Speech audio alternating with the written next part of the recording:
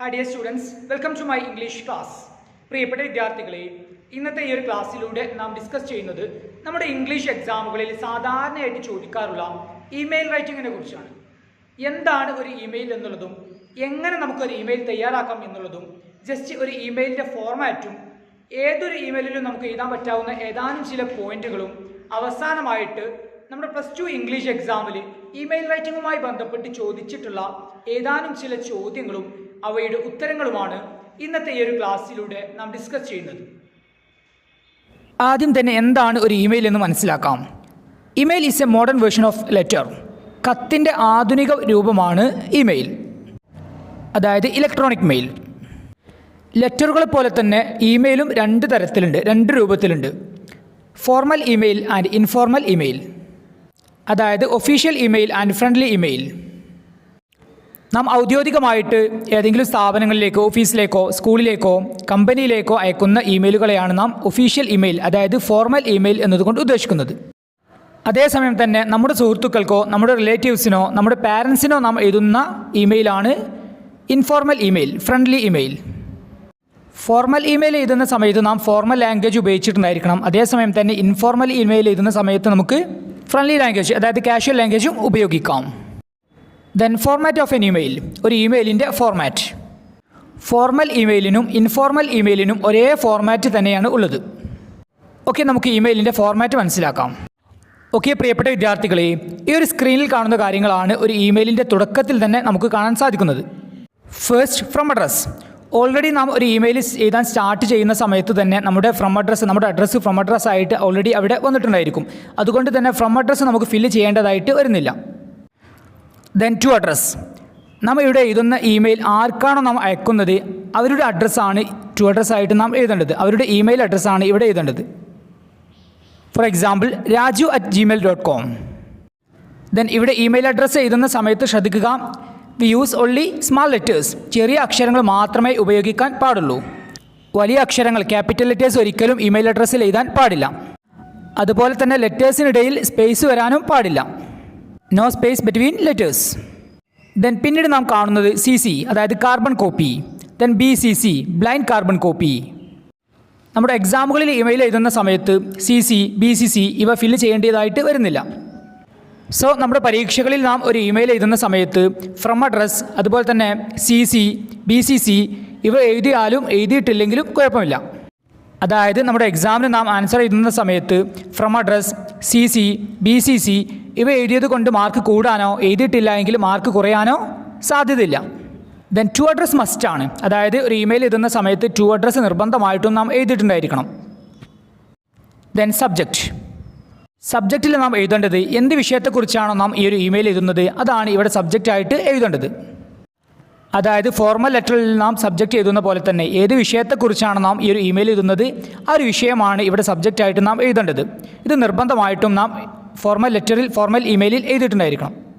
Friendly email എഴുതുന്ന സമയത്ത് subject നിർബന്ധമില്ല. അപ്പോൾ പ്രത്യേകം ശ്രദ്ധിക്കുക, ഒരു ഫോർമൽ ഇമെയിൽ എഴുതുന്ന സമയത്ത് നിർബന്ധമായിട്ടും ടു അഡ്രസ് ഉണ്ടായിരിക്കണം, അതിനുശേഷം സബ്ജക്റ്റും നാം എഴുതിയിട്ടുണ്ടായിരിക്കണം. അതേസമയം തന്നെ ഒരു ഫ്രണ്ട്ലി ഇമെയിലാണ് നാം എഴുതുന്നത് എങ്കിൽ ടു അഡ്രസ് നിർബന്ധമാണ്, എന്നാൽ സബ്ജക്റ്റ് നിർബന്ധമില്ല. ഫ്രണ്ട്ലി ഇമെയിൽ എന്താണ് എന്നുള്ളത് നമുക്കറിയാം. നമ്മുടെ റിലേറ്റീവ്സിനോ നമ്മുടെ ഫ്രണ്ട്സിനോ നമ്മുടെ പാരൻസിനോ നാം എഴുതുന്നതാണ് ഫ്രണ്ട്ലി ഇമെയിൽ, അതിന് സബ്ജക്റ്റിൻ്റെ ആവശ്യം വരുന്നില്ല. ദെൻ സാല്യൂട്ടേഷൻ, അഭിവാദ്യം ചെയ്യുക. ഒരു ഫോർമൽ ഇമെയിൽ നാം എഴുതുന്ന സമയത്ത് നമുക്ക് സാല്യൂട്ടേഷനായിട്ട് ഉപയോഗിക്കാൻ പറ്റാവുന്ന വേർഡുകളാണ് respected sir or dear sir. Then ഇനി ഒരു സ്ത്രീക്കാണ് നാം ഈ ഒരു ഇമെയിൽ എഴുതുന്നത് എങ്കിൽ respected madam or dear madam. ഇവയിൽ ഏതെങ്കിലും ഒന്ന് നമുക്ക് സാല്യൂട്ടേഷനായിട്ട് എഴുതാം. അതേസമയം തന്നെ ഒരു ഫ്രണ്ട്ലി ഇമെയിലാണ് നാം എഴുതുന്നത് എങ്കിൽ, അതായത് നമ്മുടെ സുഹൃത്തുക്കൾക്കോ നമ്മുടെ റിലേറ്റീവ്സിനോ നമ്മുടെ പാരൻസിനോ ആണ് നാം ഒരു ഇമെയിൽ എഴുതുന്നത് എങ്കിൽ നമുക്ക് സാല്യൂട്ടേഷനായിട്ട് എഴുതാം dear Raju or dear mother or dear brother. ഇവയിൽ ഏതും സാഹചര്യത്തിനനുസരിച്ച് നമുക്ക് എഴുതാം. ദെൻ അതിനുശേഷം ബോഡി ഓഫ് ദ ഇമെയിൽ, ഇമെയിലിൻ്റെ ഉള്ളടക്കം. ഒരു ഇമെയിലിൻ്റെ ഉള്ളടക്കത്തെ 3 ഭാഗങ്ങളായിട്ട് തരംതിരിക്കാം. ഫസ്റ്റ് പാർട്ട്, ഓപ്പണിംഗ് സെൻറ്റൻസ്, അതായത് ഇൻട്രൊഡ്യൂസ് ദ ടോപ്പിക്. അതായത് എന്താവശ്യത്തിനാണോ നാം ഈ ഒരു ഇമെയിൽ എഴുതുന്നത് ആ ഒരു വിഷയത്തെ ഇൻട്രൊഡ്യൂസ് ചെയ്തുകൊണ്ട് നമ്മുടെ സെൻറ്റൻസ് ആരംഭിക്കാം. ഒരു ഫോർമൽ ഇമെയിലിൻ്റെ തുടക്കത്തിൽ തന്നെ നമുക്ക് എഴുതാൻ സാധിക്കുന്ന ഏതാനും ചില പോയിന്റുകളാണ്, ഏതാനും ചില സെൻറ്റൻസുകളാണ് ഇനി പരിചയപ്പെടുന്നത്. നമ്മുടെ ക്വസ്റ്റ്യൻ പേപ്പറിലെ ചോദ്യത്തിൻ്റെ അടിസ്ഥാനത്തിൽ ഇവയിൽ യോജിക്കുന്നവ നമുക്ക് നമ്മുടെ ഇമെയിലിൽ എഴുതാം. I send this mail to draw your attention to the following matter. ഇനി പറയുന്ന വിഷയത്തിലേക്ക് നിങ്ങളുടെ ശ്രദ്ധ ക്ഷണിക്കുന്നതിന് വേണ്ടിയിട്ടാണ് ഞാൻ ഈ ഒരു ഇമെയിൽ അയക്കുന്നത്. അതിനുശേഷം വിഷയത്തെക്കുറിച്ച്, ടോപ്പിക്കിനെ കുറിച്ച് എഴുതുക. Then I send this mail to inform you a special matter. ഒരു പ്രത്യേക കാര്യം നിങ്ങളെ അറിയിക്കാനാണ് ഞാൻ ഈ ഒരു ഇമെയിൽ അയക്കുന്നത്. Then I am sending this email to appreciate you. നിങ്ങളെ അഭിനന്ദിക്കാനാണ് ഞാൻ ഈ ഒരു ഇമെയിൽ അയക്കുന്നത്. Or I am sending this email to congratulate you. നിങ്ങളെ അഭിനന്ദിക്കാനാണ് ഞാൻ ഈ ഒരു ഇമെയിൽ അയക്കുന്നത്. അതായത് ആരെങ്കിലും ഏതെങ്കിലും വിഷയത്തിൽ അഭിനന്ദിച്ചുകൊണ്ടാണ് നാം ഈ ഒരു ഇമെയിൽ അയക്കുന്നത് എങ്കിൽ അതിൻ്റെ സ്റ്റാർട്ടിങ്ങിൽ നമുക്ക് എഴുതാൻ പറ്റാവുന്ന സെൻറ്റൻസുകളാണ് ഇപ്പോൾ പറഞ്ഞിട്ടുള്ളത്.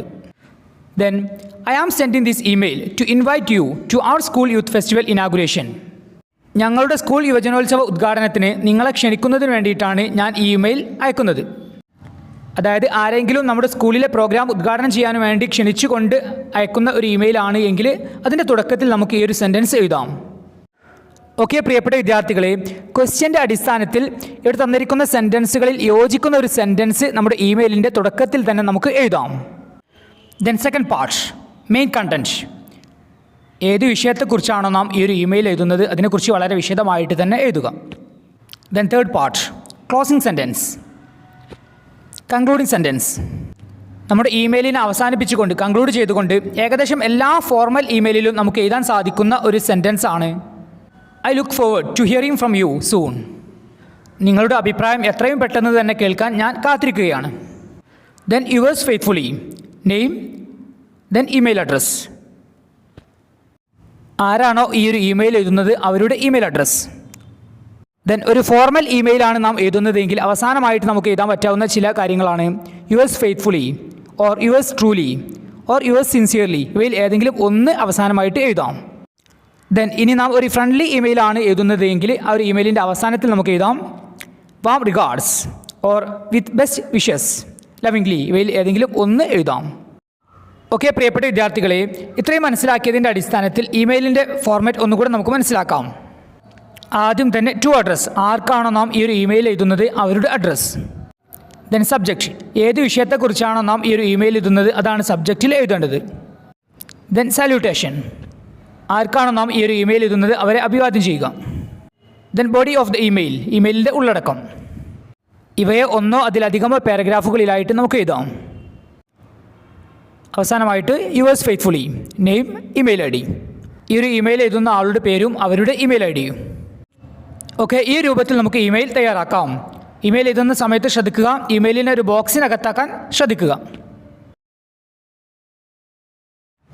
ഓക്കെ പ്രിയപ്പെട്ട വിദ്യാർത്ഥികളെ, ഇത്രയും മനസ്സിലാക്കിയതിൻ്റെ അടിസ്ഥാനത്തിൽ നമ്മുടെ +2 ഇംഗ്ലീഷ് എക്സാമുമായി ബന്ധപ്പെട്ട് ചോദിക്കാൻ സാധ്യതയുള്ള, ഇമെയിലുമായി ബന്ധപ്പെട്ട് ചോദിക്കാൻ സാധ്യതയുള്ള ചോദ്യങ്ങളും അവയുടെ ഉത്തരങ്ങളും നമുക്ക് മനസ്സിലാക്കാം.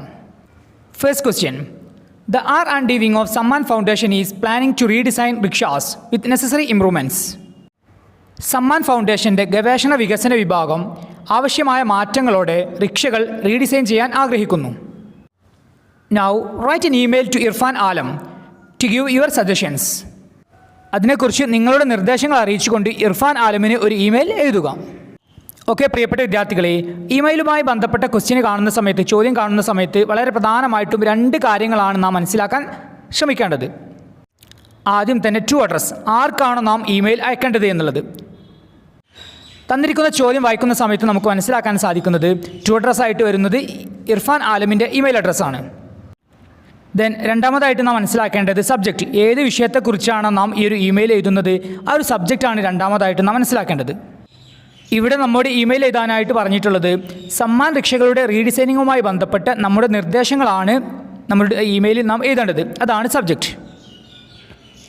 ഓക്കെ പ്രിയപ്പെട്ട വിദ്യാർത്ഥികളെ, ക്വസ്റ്റ്യനിൽ നിന്ന് ഇത്രയും മനസ്സിലാക്കിയതിൻ്റെ അടിസ്ഥാനത്തിൽ സമ്മാൻ റിക്ഷകളുടെ റീഡിസൈനിങ്ങുമായി ബന്ധപ്പെട്ട നമ്മുടെ നിർദ്ദേശങ്ങൾ അറിയിച്ചു കൊണ്ടുള്ള ഇമെയിൽ ഇർഫാൻ ആലമിന് നമുക്ക് എഴുതാം.